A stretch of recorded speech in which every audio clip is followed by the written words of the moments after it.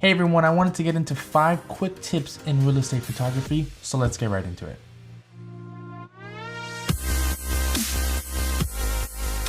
So these are some quick and easy tips, but very important as well. So the first one is to shoot in multiple exposures or bracket your images. I think it's very great it's very good if we go ahead and bracket our images from underexposed to properly exposed and to overexposed. The reason for that is because it gives us a lot more to work with in post-production when we're trying to get those highs and we're trying to get the lows, especially for windows as well. So if we see in this example, we'll see an underexposed shot, a properly exposed shot, and then an overexposed shot. And then what I do is I take those images and I go ahead and blend them together and I get this image. So that's the great thing about bracketing your images and shooting in multiple exposures. The second tip I have for you is to use flash when possible or when necessary if you want to, because sometimes in different styles of photography, you might want to just do natural lighting or you might be able to use flash. But flash is really good because it gives us a lot of control over the environment and the lighting of the situation. So in this example, we'll see a shot that I used without flash, and then this next shot is one that I used with flash. It's a minor difference, but you can work around with the flash.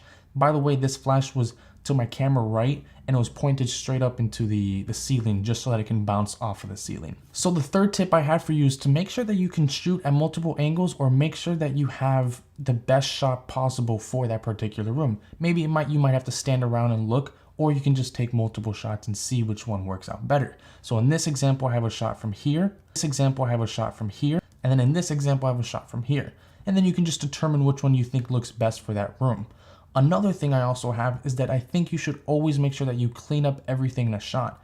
If you see in this shot, there's everything on top of the kitchen counters and everything's there. It's very distracting. But in this shot, I went ahead and I removed it all and it looks a lot cleaner. The fourth tip that I have for you is for aperture. Aperture is very important because we want to make sure that we are getting everything in focus. So that's why I would recommend, or I would suggest, that we shoot between f7 and about f12 of an aperture so that we can get as much in as possible. And also we want to make sure that we focus at about halfway into the photo, maybe to 3/3 into the photo, so that we have as much as possible focused for this shot. The fifth thing is to make sure that your camera height is in the correct height, because we want to make sure that we're not shooting too low or that we're shooting too high. So in this example, we have a very low shot. It looks like we're shooting from the ground. It doesn't feel very right.